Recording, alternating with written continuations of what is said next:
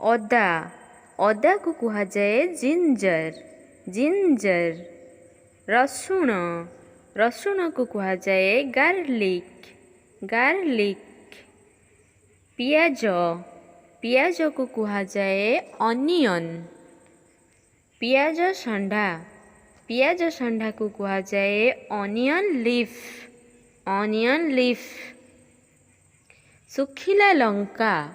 ଶୁଖିଲା ଲଙ୍କାକୁ କୁହାଯାଏ ଡ୍ରାଏ ରେଡ୍ ଚିଲି। ଜିରାକୁ କୁହାଯାଏ କ୍ୟୁମିନ୍ ସିଡ୍ସ। କଳା ଜିରାକୁ କୁହାଯାଏ ନାଇଜେଲା ସିଡ୍ସ और ବ୍ଲାକ୍ କ୍ୟୁମନ୍। ସୋରିଷକୁ କୁହାଯାଏ ମଷ୍ଟାର୍ଡ ସିଡ୍ସ। ପଞ୍ଚଫୁଟଣକୁ କୁହାଯାଏ ପଞ୍ଚଫରନ୍। ଗୁଜରାତିକୁ କୁହାଯାଏ ଗ୍ରୀନ୍ କାର୍ଡମମ୍।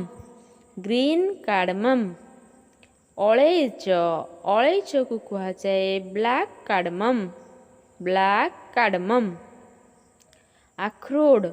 ଆଖରୋଟକୁ କୁହାଯାଏ ୱାଲନଟ୍। କାଜୁକୁ କୁହାଯାଏ କ୍ୟାସିୟୁନଟ୍। କିସମିସକୁ କୁହାଯାଏ ରେଜିନ୍। ଖଜୁରୀକୁ କୁହାଯାଏ ଡେଟ୍।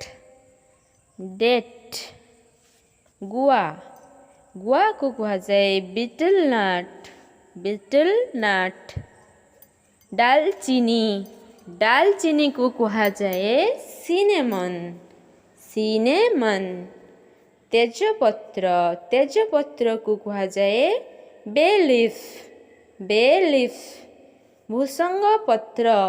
ଭୃଷଙ୍ଗ ପତ୍ରକୁ କୁହାଯାଏ କରି ଲିଫ୍।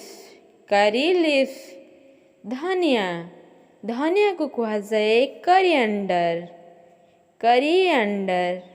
ଧନିଆ ପତ୍ରକୁ କୁହାଯାଏ ସିଲାଣ୍ଟ୍ରୋ और कोरिएंडर लीफ।